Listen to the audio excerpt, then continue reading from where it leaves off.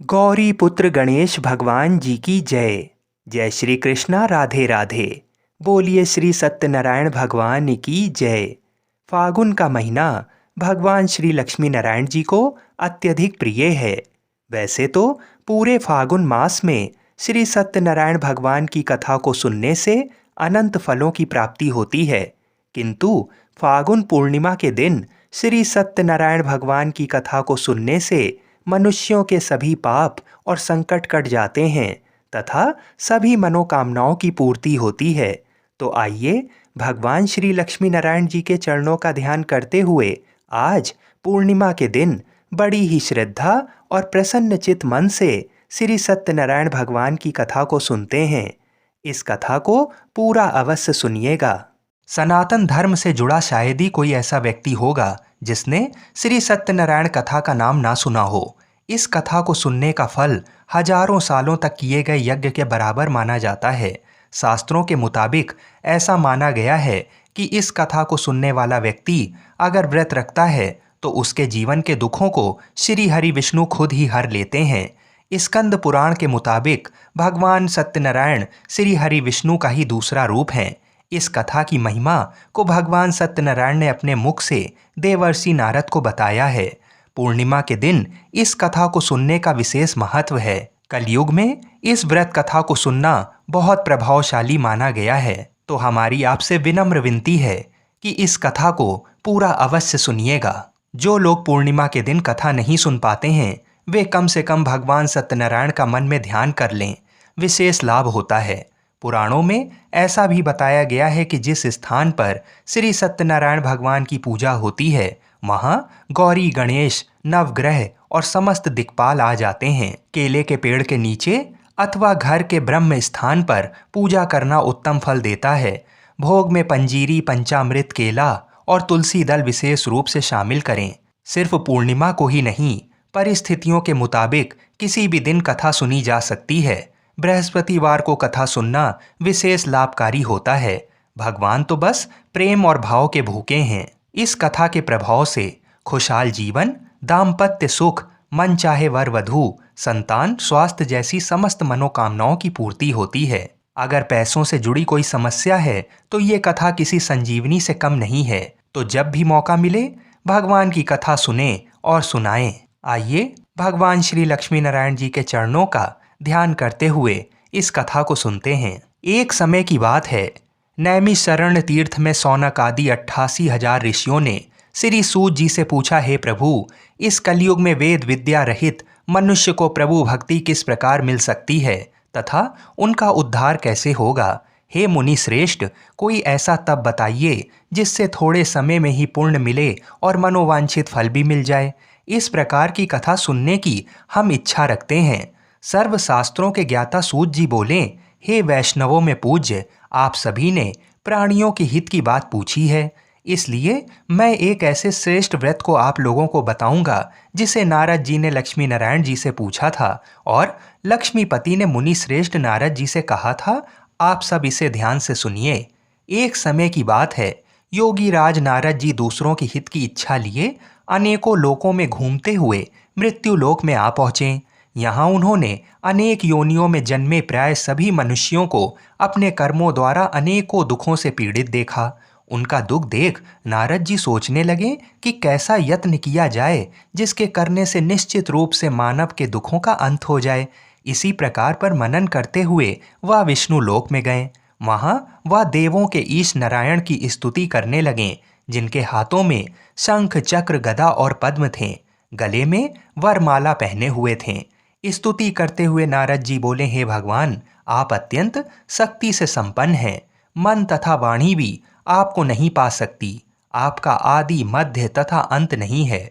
निर्गुण स्वरूप सृष्टि के कारण भक्तों के दुख को दूर करने वाले हैं। आपको मेरा नमस्कार है। नारद जी की स्तुति सुन विष्णु भगवान बोले, हे मुनि श्रेष्ठ, आपके मन में क्या बात है? आप किस काम के लिए पधारे हैं? उसे निसंकोच कहो। इस पर नारद मुनि बोले कि मृत्यु लोक में अनेक योनियों में जन्मे मनुष्य अपने कर्मों के द्वारा अनेकों दुख से दुखी हो रहे हैं। हे नाथ, आप मुझ पर दया रखते हैं तो बताइए कि वो मनुष्य थोड़े प्रयास से ही अपने दुखों से कैसे छुटकारा पा सकते हैं। तब श्री हरि बोले, हे नारद, मनुष्यों की भलाई के लिए तुमने बहुत अच्छी बात पूछी है। जिसके करने से मनुष्य मोह से छूट जाता है, वह बात मैं कहता हूँ, उसे ध्यानपूर्वक सुनो। स्वर्गलोक व मृत्युलोक दोनों में एक दुर्लभ उत्तम व्रत है जो पुण्य देने वाला है। आज प्रेमवश होकर मैं उसे तुमसे कहता हूँ। श्री सत्यनारायण भगवान का ये व्रत अच्छी तरह विधान पूर्वक करके मनुष्य तुरंत ही यहाँ सुख भोग कर मरने पर मोक्ष पाता है। श्री हरि के वचन सुन नारद जी बोले कि उस व्रत का फल क्या है और उसका विधान क्या है। ये व्रत किसने किया था, इस व्रत को किस दिन करना चाहिए, सभी कुछ विस्तार से बताइए। नारद जी की बात सुनकर श्री हरि बोले, दुख व शोक को दूर करने वाला, ये सभी स्थानों पर विजय दिलाने वाला है। मानव को भक्ति व श्रद्धा के साथ शाम को श्री सत्यनारायण की पूजा धर्मपरायण होकर ब्राह्मणों व बंधुओं के साथ करनी चाहिए।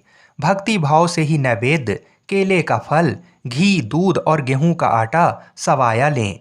गेहूं के स्थान पर साठी का आटा, शक्कर तथा गुड़ लेकर वह सभी भक्षण योग्य पदार्थों को मिलाकर भगवान का भोग लगाएं। ब्राह्मणों सहित बंधु बांधवों को भी भोजन कराएं। उसके बाद स्वयं भोजन करें। भजन कीर्तन के साथ भगवान की भक्ति में लीन हो जाएं। इस तरह से सत्यनारायण भगवान का ये व्रत करने पर मनुष्य की सारी इच्छाएं निश्चित रूप से पूरी होती हैं।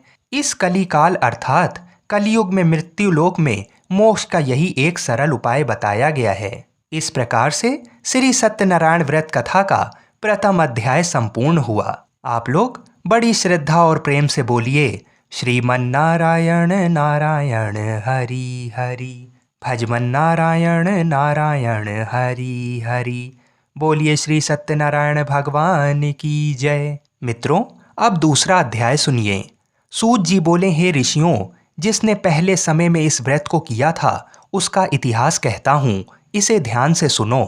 सुंदर काशीपुरी नगरी में एक अत्यंत निर्धन ब्राह्मण रहता था। भूख प्यास से परेशान वह धरती पर घूमता रहता था। ब्राह्मणों से प्रेम करने वाले भगवान ने एक दिन ब्राह्मण का वेश धारण कर उसके पास जाकर पूछा, हे विप्र, नित्य दुखी होकर तुम पृथ्वी पर क्यों घूमते हो?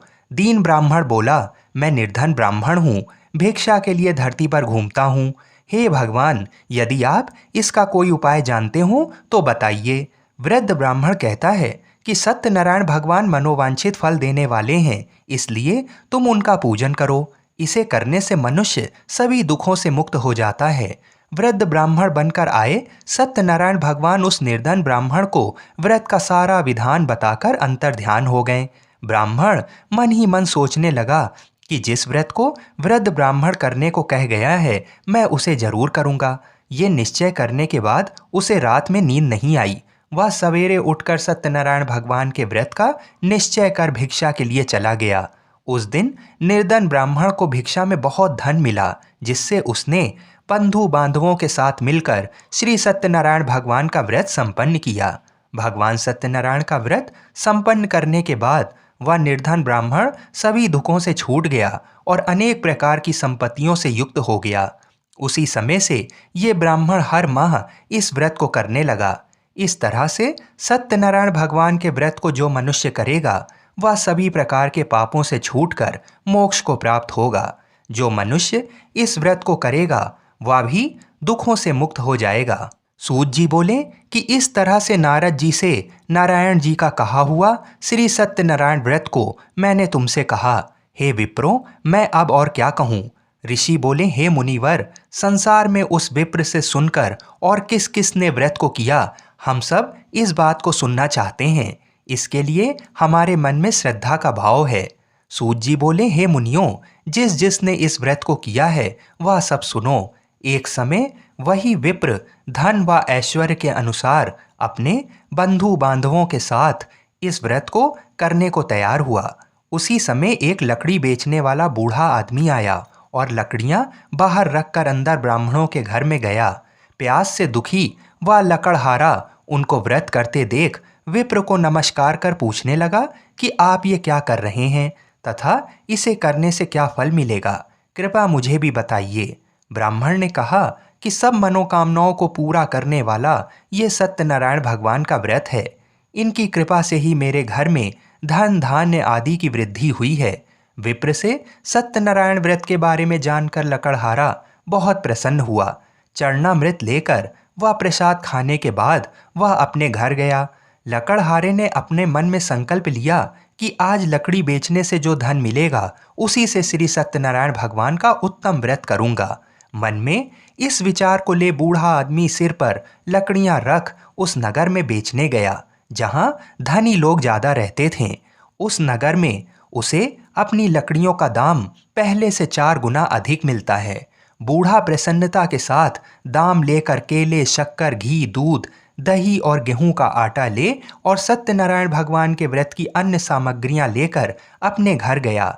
वहां उसने अपने बंधु बांधवों को बुलाकर विधि विधान से सत्यनारायण भगवान का पूजन और व्रत किया। इस व्रत के प्रभाव से वह बूढ़ा लकड़हारा धन, पुत्र आदि से युक्त होकर संसार के समस्त सुख भोग कर अंतकाल में वैकुंठ धाम चला गया। इस प्रकार से श्री सत्यनारायण व्रत कथा का दूसरा अध्याय संपूर्ण हुआ।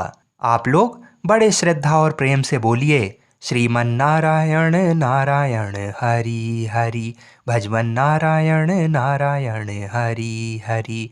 बोलिए श्री सत्यनारायण भगवान की जय। मित्रों, अब श्री सत्यनारायण कथा का तीसरा अध्याय सुनिए। सूत जी बोले, हे श्रेष्ठ मुनियों, अब आगे की कथा कहता हूँ। पहले समय में उल्कामुख नाम का एक बुद्धिमान राजा था। वह सत्यवक्ता और जितेंद्रिय था। प्रतिदिन देव स्थानों पर जाता और निर्धनों को धन देकर उनके कष्ट दूर करता था। उसकी पत्नी कमल के समान मुख वाली तथा सती साध्वी थी। भद्रशिला नदी के तट पर उन दोनों ने श्री सत्यनारायण भगवान का व्रत किया। उसी समय साधु नाम का एक वैश्य आया। उसके पास व्यापार करने के लिए बहुत सा धन भी था। राजा को व्रत करते देखकर वह विनय के साथ पूछने लगा, हे राजन, भक्ति भाव से पूर्ण होकर आप ये क्या कर रहे हैं? मैं सुनने की इच्छा रखता हूँ, तो आप मुझे बताइए। राजा बोला, हे साधु, अपने बंधु बांधवों के साथ पुत्र आदि की प्राप्ति के लिए एक महाशक्तिमान श्री सत्यनारायण भगवान का व्रत व पूजन कर रहा हूँ। राजा के वचन सुन साधु आदर से बोला, हे राजन, मुझे इस व्रत का सारा विधान कहिए। आपके कथानुसार मैं इस व्रत को करूँगा। आपके कथानुसार मैं भी इस व्रत को करूँगा। मेरी भी संतान नहीं है और इस व्रत को करने से निश्चित रूप से मुझे संतान की प्राप्ति होगी। राजा से व्रत का सारा विधान सुन व्यापार से निवृत्त हो वह अपने घर गया। साधु वैश्य ने अपनी पत्नी को संतान देने वाले इस व्रत का वर्णन कह सुनाया और कहा कि जब मेरी संतान होगी तब मैं इस व्रत को करूँगा। साधु ने इस तरह के वचन अपनी पत्नी लीलावती से कहे। एक दिन लीलावती पति के साथ आनंदित हो सांसारिक धर्म में प्रवृत्त होकर सत्यनारायण भगवान की कृपा से गर्भवती हो गई। 10वें महीने में उसके गर्भ से एक सुंदर कन्या ने जन्म लिया। दिनों दिन वह ऐसे बढ़ने लगी कि जैसे कि शुक्ल पक्ष का चंद्रमा बढ़ता है। माता पिता ने अपनी कन्या का नाम कलावती रखा। एक दिन लीलावती ने मीठे शब्दों में अपने पति को याद दिलाया कि आपने सत्यनारायण भगवान के जिस व्रत को करने का संकल्प किया था उसे करने का समय आ गया है। आप इस व्रत को करिए। साधु बोला कि हे प्रिय, इस व्रत को मैं उसके विवाह पर करूंगा। इस प्रकार अपनी पत्नी को आश्वासन देकर वह नगर को चला गया। कलावती पिता के घर में रह वृद्धि को प्राप्त हो गई। साधु ने एक बार नगर में अपनी कन्या को सखियों के साथ देखा तो तुरंत ही दूत को बुलाया और कहा कि मेरी कन्या के लिए योग्य वर देख कर आओ। साधु की बात सुनकर दूत कंचन नगर में पहुंचा और वहां देखभाल कर लड़की के सुयोग्य वाणिक पुत्र को ले आया। सुयोग्य लड़के को देख साधु ने बंधु बांधवों को बुलाकर अपनी पुत्री का विवाह कर दिया। लेकिन दुर्भाग्य की बात ये कि साधु ने अभी भी श्री सत्यनारायण भगवान का व्रत नहीं किया। इस पर श्री भगवान क्रोधित हो गए और श्राप दिया कि साधु को अत्यधिक दुख मिले। अपने कार्य में कुशल साधु बनिया जमाई को लेकर समुद्र के पास स्थित होकर रत्नासारपुर नगर में गया। वहां जाकर दामाद ससुर दोनों मिलकर चंद्रकेतु राजा के नगर में व्यापार करने लगे। एक दिन भगवान सत्यनारायण की माया से एक चोर राजा का धन चुराकर भाग रहा था। उसने राजा के सिपाहियों को अपना पीछा करते देख चुराया हुआ धन वहां रख दिया, जहां साधु अपने जमाई के साथ ठहरा हुआ था। राजा के सिपाहियों ने साधु वैश्य के पास राजा का धन पड़ा देखा तो वह ससुर जमाई दोनों को बांधकर प्रसन्नता से राजा के पास ले गए और कहा कि इन दोनों चोरों को हम पकड़ लाए हैं, आप आगे की कार्यवाही की आज्ञा दें। राजा की आज्ञा से उन दोनों को कठिन कारावास में डाल दिया गया और उनका सारा धन भी उनसे छीन लिया गया। श्री सत्यनारायण भगवान से श्राप से साधु की पत्नी भी बहुत दुखी हुई। घर में जो धन रखा था उसे चोर चुरा ले गए। शारीरिक तथा मानसिक पीड़ा व भूख प्यास से अति दुखी हो अन्न की चिंता में कलावती ब्राह्मण के घर गई। वहां उसने श्री सत्यनारायण भगवान का व्रत होते देखा, फिर कथा भी सुनी। वह प्रसाद ग्रहण कर वह रात को घर वापस आई। माता ने कलावती से पूछा कि हे पुत्री, अब तक तुम कहाँ थी, तेरे मन में क्या है? कलावती ने अपनी माता से कहा, हे माता, मैंने एक ब्राह्मण के घर में श्री सत्यनारायण भगवान का व्रत देखा है। कन्या के वचन सुन लीलावती भगवान के पूजन की तैयारी करने लगी। लीलावती ने परिवार व बंधुओं सहित सत्यनारायण भगवान का पूजन किया और उनसे वर मांगा कि मेरे पति तथा जमाई शीघ्र घर आ जाएं। साथ ही ये भी प्रार्थना की कि हम सबका अपराध भगवान क्षमा करें। श्री सत्यनारायण भगवान इस व्रत से संतुष्ट हो गए और राजा चंद्रकेतु को सपने में दर्शन दे कहा कि हे राजन, तुम उन दोनों वैश्यों को छोड़ दो और तुमने उनका जो धन लिया है उसे भी वापस कर दो। अगर ऐसा नहीं किया तो मैं तुम्हारा धन, राज्य व संतान सभी को नष्ट कर दूंगा। राजा को ये सब कहकर वह अंतर ध्यान हो गए। प्रातःकाल सभा में राजा ने अपना सपना सुनाया। फिर बोले कि बणिक पुत्रों को कैद से मुक्त कर सभा में लाओ। दोनों ने आते ही राजा को प्रणाम किया। राजा मीठी वाणी में बोला, हे महानुभावों, भाग्यवश ऐसा कठिन दुख तुम्हें प्राप्त हुआ है, लेकिन अब तुम्हें कोई भय नहीं है। ऐसा कह राजा ने उन दोनों को नए वस्त्र आभूषण भी पहनाए और जितना धन उनका लिया था उससे दोगुना धन वापस कर दिया। दोनों वैश्य अपने घर को चल दिए। इस प्रकार से श्री सत्यनारायण भगवान व्रत कथा का तीसरा अध्याय यहीं पर संपूर्ण हुआ। बड़े ही श्रद्धा और प्रेम से बोलिए, श्रीमन्नारायण नारायण हरि हरि, भजमन नारायण नारायण हरि हरि। बोलिए श्री सत्यनारायण भगवान की जय। मित्रों, आइए अब श्री सत्यनारायण भगवान की कथा का चौथा अध्याय सुनते हैं। सूत जी बोले, वैश्य ने मंगलाचार कर अपनी यात्रा आरंभ की और अपने नगर की ओर चल दिए। उनकी थोड़ी दूर जाने पर एक दंडी वेशधारी श्री सत्यनारायण ने उनसे पूछा, हे साधु, तेरी नाव में क्या है? अभिवाणी वणिक हंसता हुआ बोला, हे दंडी, आप क्यों पूछते हो? क्या धन लेने की इच्छा है? मेरी नाव में तो बेल व पत्ते भरे हुए हैं। वैश्य के कठोर वचन सुन भगवान बोले, तुम्हारे वचन सत्य हों। दंडी ऐसा वचन कहकर वहां से दूर चले गए। कुछ दूर जाकर समुद्र के किनारे बैठ गए। दंडी के जाने के बाद साधु वैश्य ने नित्य क्रिया के पश्चात नाव को ऊंची उठती देखकर अचंभा माना और नाव में बेल पत्ते आदि देख वह मूर्छित हो जमीन पर गिर पड़ा। मूर्छा खुलने पर वह अत्यंत शोक में डूब गया। तब उसका दामाद बोला कि आप शोक ना मनाएं, ये दंडी का श्राप है, इसलिए हमें उनकी शरण में जाना चाहिए, तभी हमारी मनोकामना पूरी होगी। दामाद की बात सुनकर वह दंडी के पास पहुंचा और अत्यंत भक्ति भाव नमस्कार करके बोला, मैंने आपसे जो असत्य वचन कहे थे उनके लिए मुझे क्षमा कर दें। ऐसा कहकर महान शोकातुर हो रोने लगा।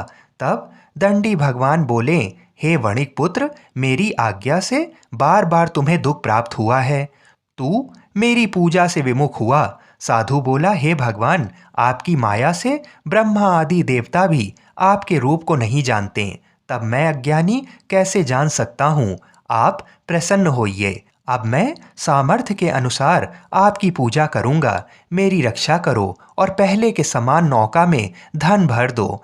साधु वैश्य के भक्तिपूर्वक वचन सुनकर भगवान प्रसन्न हो गए और उसकी इच्छा अनुसार वरदान देकर अंतर्ध्यान हो गए। ससुर जमाई जब नाव पर आए तो नाव धन से भरी हुई थी। फिर वही अपने अन्य साथियों के साथ सत्यनारायण भगवान का पूजन कर अपने नगर को चल दिए। जब नगर के नजदीक पहुंचे तो दूत को घर पर खबर करने के लिए भेज दिया। दूत साधु की पत्नी को प्रणाम कर कहता है कि मालिक अपने दामाद सहित नगर के निकट आ गए हैं। दूत की बात सुन साधु की पत्नी लीलावती ने बड़े हर्ष के साथ सत्यनारायण भगवान का पूजन कर अपनी पुत्री कलावती से कहा कि मैं अपने पति के दर्शन को जाती हूँ, तू कार्य पूर्ण कर शीघ्र आ जा। माता के ऐसे वचन सुन कलावती जल्दी से प्रसाद छोड़ अपने पति के पास चली गई। प्रसाद की अवज्ञा के कारण श्री सत्यनारायण भगवान रुष्ट हो गए और नाव सहित उसके पति को पानी में डुबो दिया। कलावती अपने पति को वहां ना पाकर रोती हुई जमीन पर गिर गई।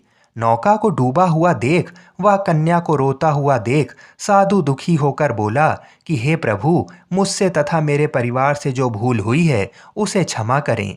साधु के दीन वचन सुनकर श्री सत्यनारायण भगवान प्रसन्न हो गए और आकाशवाणी हुई, हे साधु, तेरी कन्या मेरे प्रसाद को छोड़कर आई है, इसलिए उसका पति अदृश्य हो गया है। यदि वह घर जाकर प्रसाद खाकर लौटती है तो इसे इसका पति अवश्य मिलेगा। ऐसी आकाशवाणी सुन कलावती घर पहुंचकर प्रसाद खाती है और फिर आकर अपने पति के दर्शन करती है।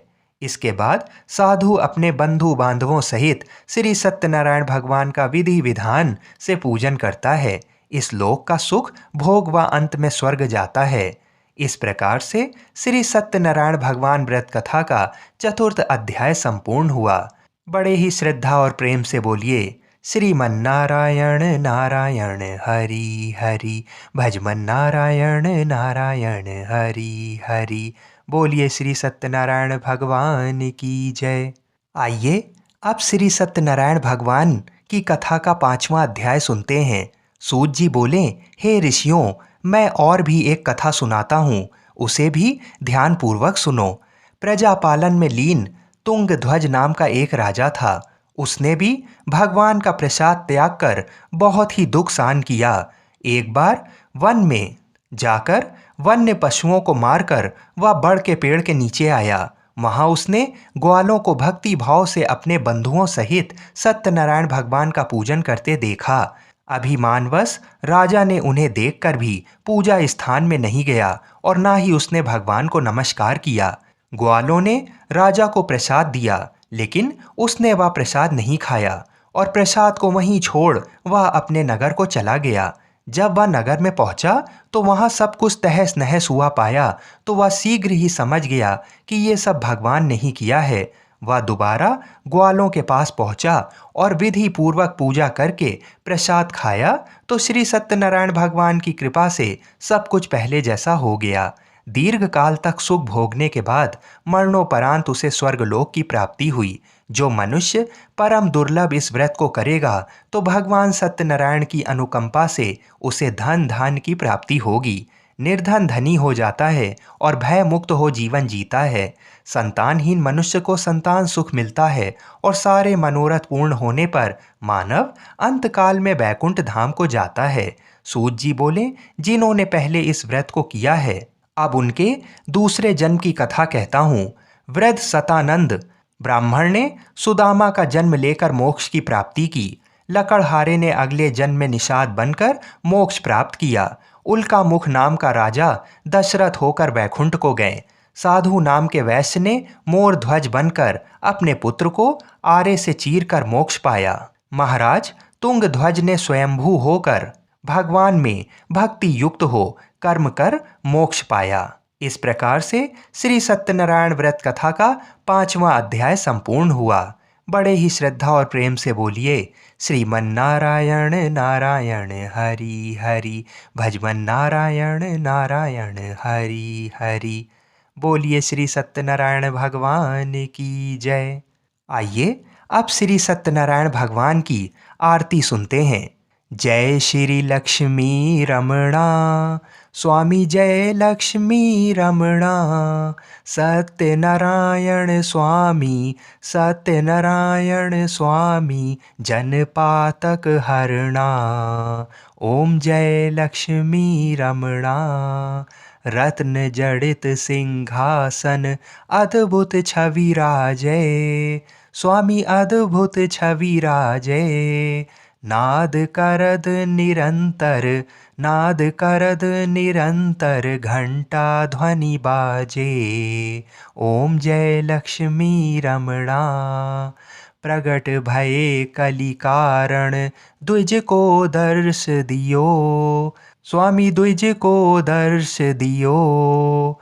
बूढ़ा ब्राह्मण बन के, बूढ़ा ब्राह्मण बन के कंचन महल कियो। ओम जय लक्ष्मी रमणा। दुर्बल भील कराल, जिन पर कृपा करी। स्वामी जिन पर कृपा करी। चंद्रचूर्ण एक राजा, चंद्रचूर्ण एक राजा तिनकी विपत हरी। ओम जय लक्ष्मी रमणा। वैश्य मनोरथ पायो, श्रद्धा तज दीनी। स्वामी श्रद्धा तज दीनी। सो फल भोग्यो प्रभु जी, सो फल भोग्यो प्रभु जी फेर स्तुति कीन्ही। ओम जय लक्ष्मी रमणा। भाव भक्ति के कारण छिन छिन रूप धरियो। स्वामी छिन छिन रूप धरियो। श्रद्धा धारण कीनी, श्रद्धा धारण कीनी जन को काज सरियो। ओम जय लक्ष्मी रमणा। ग्वाल बाल संग राजा बन में भक्ति करी। स्वामी बन में भक्ति करी। मन वांछित फल दीना, मन वांछित फल दीना दीन दयाल हरि। ओम जय लक्ष्मी रमणा। चढ़त प्रसाद सवाया कदली फल मेवा। स्वामी कदली फल मेवा। धूप दीप तुलसी से, धूप दीप तुलसी से राजी सतदेवा। ओम जय लक्ष्मी रमणा। श्री सत्यनारायण जी की आरती जो कोई नर गावे। स्वामी आरती जो कोई नर गावे। कहत शिवानंद स्वामी, कहत शिवानंद स्वामी मन वांछित फल पावे। ओम जय लक्ष्मी रमणा। बोलिए श्री सत्यनारायण भगवान की जय। मित्रों, पूरी सत्यनारायण व्रत कथा का निहितार्थ ये है कि लौकिक एवं परलौकिक हितों की साधना के लिए मनुष्य को सत्य आचरण का व्रत लेना चाहिए। सत्य ही भगवान है, सत्य ही विष्णु है। लोक में सारी बुराइयों, सारे कलेशों, सारे संघर्षों का मूल कारण है सत्य आचरण का अभाव। सत्यनारायण व्रत कथा पुस्तिका में इस संबंध में एक श्लोक है जिसका अर्थ है, सत्यनारायण व्रत का अनुष्ठान करके मनुष्य सभी दुखों से मुक्त हो जाता है। कली काल में सत्य की पूजा विशेष रूप से फलदायी है। सत्य के अनेक नाम हैं, यथा सत्यनारायण, सत्यदेव, सनातन, सत्य रूपी विष्णु। भगवान कलयुग में अनेक रूप धारण करके लोगों को मनवांछित फल देंगे। इसी प्रकार से श्री सत्यनारायण व्रत कथा संपूर्ण हुई। श्रीमन नारायण नारायण हरि हरि, भजमन नारायण नारायण हरि हरि। बोलिए श्री सत्यनारायण भगवान की जय। जय जय श्री राधे। गौरी पुत्र गणेश भगवान की जय। ओम नमः शिवाय। बोलिए श्री शंकर पार्वती भगवान की जय। जय श्री कृष्णा। राधे राधे। मित्रों, आज फागुन मास का सोमवार है। फागुन का महीना भगवान शिव और माता पार्वती को अत्यधिक प्रिय है। जो भी व्यक्ति श्रद्धा भाव से फागुन सोमवार का व्रत करता है और सोमवार की व्रत कथा को सुनता है तो उस व्यक्ति पर भगवान शिव और माता पार्वती जी की अवश्य कृपा होती है। सोमवार का व्रत रखने से मनुष्य की दुख और चिंताएं दूर होती हैं एवं शरीर के रोगों से मुक्ति मिलती है। इसके अलावा इस व्रत को करने से कुंडली में चंद्र ग्रह की स्थिति मजबूत होती है। तो आज मैं आपको सुना रहा हूँ सोमवार व्रत की बड़ी ही दुर्लभ कथा। तो इन कथाओं को बड़ी ही श्रद्धा और प्रसन्नचित मन से पूरा अवश्य सुनिएगा। किसी नगर में एक धनी व्यापारी रहता था। दूर दूर तक उसका व्यापार फैला हुआ था। नगर के सभी लोग उस व्यापारी का सम्मान करते थे। इतना सब कुछ संपन्न होने के बाद भी वह व्यापारी बहुत दुखी था, क्योंकि उसका कोई पुत्र नहीं था, जिस कारण अपने मृत्यु के पश्चात व्यापार के उत्तराधिकारी की चिंता उसे हमेशा सताती रहती थी। पुत्र प्राप्ति की इच्छा से व्यापारी प्रत्येक सोमवार भगवान शिव की व्रत पूजा किया करता था और शाम के समय शिव मंदिर में जाकर शिव जी के सामने घी का दीपक जलाया करता था। उसकी भक्ति देखकर माँ पार्वती अत्यधिक प्रसन्न हो गईं और भगवान शिव से उस व्यापारी की मनोकामना पूर्ण करने का निवेदन किया। भगवान शिव बोले, इस संसार में सबको उसके कर्म के अनुसार फल की प्राप्ति होती है। जो प्राणी जैसा कर्म करते हैं उन्हें वैसा ही फल प्राप्त होता है। शिव जी द्वारा समझाने के बावजूद माँ पार्वती नहीं मानी और उस व्यापारी की मनोकामना पूर्ति हेतु वे शिव जी से बार बार अनुरोध करती रहीं। अंततः माता के आग्रह को देखकर भगवान भोलेनाथ को उस व्यापारी को पुत्र प्राप्ति का वरदान देना पड़ा। वरदान देने के पश्चात भोलेनाथ माँ पार्वती से बोले, आपके आग्रह पर मैंने पुत्र प्राप्ति का वरदान तो दे दिया, परंतु इसका ये पुत्र 16 वर्ष से अधिक समय तक जीवित नहीं रहेगा। उसी रात भगवान शिव उस व्यापारी के स्वप्न में आए और उसे पुत्र प्राप्ति का वरदान दिया और उसके पुत्र के 16 वर्ष तक जीवित रहने की भी बात बताई। भगवान के वरदान से व्यापारी को खुशी तो हुई, लेकिन पुत्र की अल्पायु की चिंता ने उस खुशी को नष्ट कर दिया।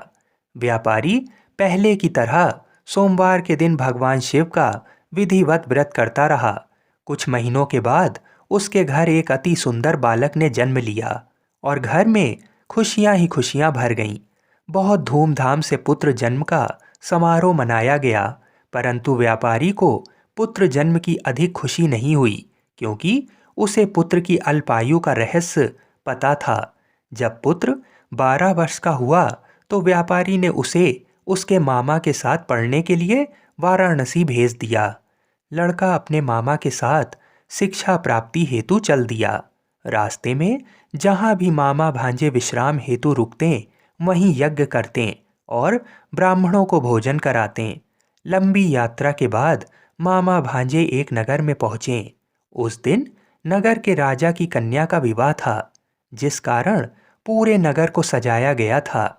निश्चित समय पर बारात आ गई, लेकिन वर का पिता अपने बेटे के एक आंख से काने होने के कारण बहुत चिंतित था। उसे भय था कि इस बात का पता चलने पर कहीं राजा विवाह से इनकार ना कर दे, इससे उसकी बड़ी बदनामी भी होगी। जब वर के पिता ने व्यापारी के पुत्र को देखा तो उसके मस्तिष्क में एक विचार आया। उसने सोचा, क्यों ना इस लड़के को दूल्हा बनाकर राजकुमारी से विवाह करा दूं। विवाह के बाद इसको धन देकर विदा कर दूंगा और राजकुमारी को अपने नगर ले जाऊंगा। वर के पिता ने लड़के के मामा से इस संबंध में बात की। मामा ने धन मिलने के लालच में वर के पिता की बात स्वीकार कर ली। लड़के को दूल्हे का वस्त्र पहनाकर राजकुमारी से विवाह कर दिया गया। राजा ने बहुत सारा धन देकर राजकुमारी को विदा किया। शादी के बाद लड़का जब राजकुमारी के साथ लौट रहा था तो वह सच नहीं छिपा सका और उसने राजकुमारी के ओढ़नी पर लिख दिया, राजकुमारी, तुम्हारा विवाह मेरे साथ हुआ था। मैं तो वाराणसी पढ़ने के लिए जा रहा हूँ और अब तुम्हें जिस नवयुवक की पत्नी बनना पड़ेगा वह काना है, यानी एक आँख से उसे दिखाई नहीं देता। जब राजकुमारी ने अपनी ओढ़नी पर लिखा हुआ पढ़ा तो उसने काने लड़के के साथ जाने से इनकार कर दिया। राजा को जब ये सब बातें पता लगीं तो उसने राजकुमारी को महल में ही रख लिया। उधर लड़का अपने मामा के साथ वाराणसी पहुंच गया और गुरुकुल में पढ़ना शुरू कर दिया। जब उसकी आयु 16 वर्ष की हुई तो उसने यज्ञ किया। यज्ञ की समाप्ति पर ब्राह्मणों को भोजन कराया और खूब अन्न वस्त्र दान दिए। रात को वह अपने शयन कक्ष में सो गया। शिव के वरदान के अनुसार शयन अवस्था में ही उसके प्राण पखेरु उड़ गए। सूर्योदय होने पर मामा मृत भांजे को देखकर रोने पीटने लगा। आसपास के लोग भी एकत्र होकर दुख प्रकट करने लगे। लड़के के मामा के रोने विलाप करने के स्वर समीप से गुजरते हुए भगवान शिव और माता पार्वती ने भी सुने। माता पार्वती ने भगवान से कहा, हे प्राणनाथ, मुझे इसके रोने के स्वर सहन नहीं हो रहे हैं। आप इस व्यक्ति के कष्ट को अवश्य दूर करें। भगवान शिव ने माता पार्वती के साथ अदृश्य रूप में समीप जाकर देखा तो भोलेनाथ माता पार्वती से बोले, ये तो उसी व्यापारी का पुत्र है जिसे मैंने 16 वर्ष की आयु का वरदान दिया था। इसकी आयु पूरी हो गई है। माँ पार्वती ने फिर भगवान शिव से निवेदन कर उस बालक को जीवन देने का आग्रह किया। माता पार्वती के आग्रह पर भगवान शिव ने उस लड़के को जीवित होने का वरदान दिया और कुछ ही पल में वह जीवित होकर बैठ गया। शिक्षा समाप्त करके लड़का मामा के साथ अपने नगर की ओर चल दिया। दोनों चलते हुए उसी नगर में पहुंचे जहां उसका विवाह हुआ था। उस नगर में भी यज्ञ का आयोजन किया। समीप से गुजरते हुए नगर के राजा ने यज्ञ का आयोजन देखा और उसने तुरंत ही लड़के और उसके मामा को पहचान लिया।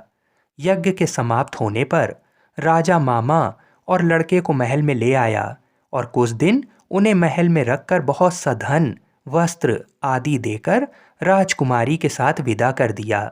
इधर भूखे प्यासे रहकर व्यापारी और उसकी पत्नी बेटे की प्रतीक्षा कर रहे थे। उन्होंने प्रतिज्ञा कर रखी थी कि यदि उन्हें अपने बेटे की मृत्यु का समाचार मिला तो दोनों अपने प्राण त्याग देंगे। परंतु जैसे ही उसने बेटे के जीवित वापस लौटने का समाचार सुना तो वह बहुत प्रसन्न हुआ। वह अपनी पत्नी और मित्रों के साथ नगर के द्वार पर पहुंचा। अपने बेटे के विवाह का समाचार सुनकर पुत्र वधू राजकुमारी को देखकर उसकी खुशी का ठिकाना नहीं रहा।